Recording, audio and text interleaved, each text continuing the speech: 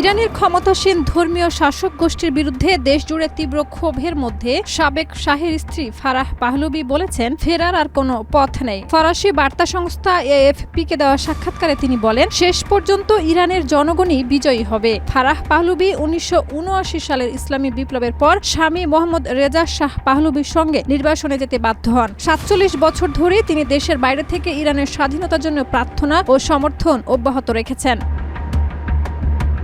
তিনি বলেন, আজ ইরানের তরুণরা ইতিহাসের একটি নতুন অধ্যায় লিখেছে। তারা অসীম সাহসিকতা দেখাচ্ছে এবং দেশের স্বাধীনতার জন্য নিজের জীবন উৎসর্গ করেছে। এই আত্মত্যাগ কেবল ইরানের বিজয় নয়, বরং বিশ্বে শান্তি, নিরাপত্তা ও স্থিতিশীলতার প্রতীক হবে। ফারাহ বিক্ষোভে নিহত তরুণ ও তাদের পরিবারদের প্রতি গভীর শ্রদ্ধা জানান।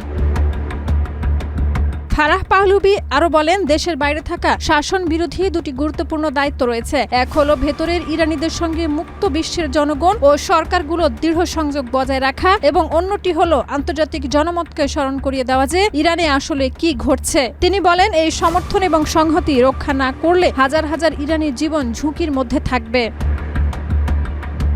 বাইরের সামরিক হস্তক্ষেপের বিষয়ে তিনি সতর্ক, তবে বিশ্বের বিবেকের কাছে আবেদন জানান যেন জনগণকে সহায়তা অব্যাহত রাখে। তার মতে, এক গভীরভাবে অসম সংগ্রামে ইরানের জনগণই জয়ী হবে এবং গণতান্ত্রিক ইরান প্রতিষ্ঠার সঙ্গে সঙ্গে মধ্যপ্রাচ্যে শান্তিপূর্ণ পরিস্থিতি গড়ে উঠবে।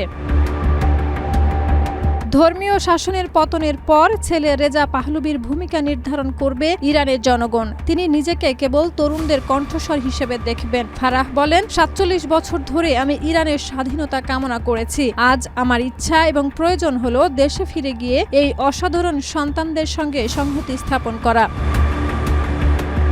ফারাহ পাহলভি আশা প্রকাশ করেন, খুব শিগগিরই তিনি ইরানে ফিরে পুনর্মিলন করবেন এবং জনগণের সঙ্গে আবার সরাসরি সংযুক্ত হবেন। তার ভাষায়, এই পুনর্মিলন কেবল ব্যক্তিগত নয়, এটি ইরানের মুক্তি এবং গণতান্ত্রিক রাষ্ট্র গঠনের একটি প্রতীক হবে। শাহিদা রুবি, মাই টিভি।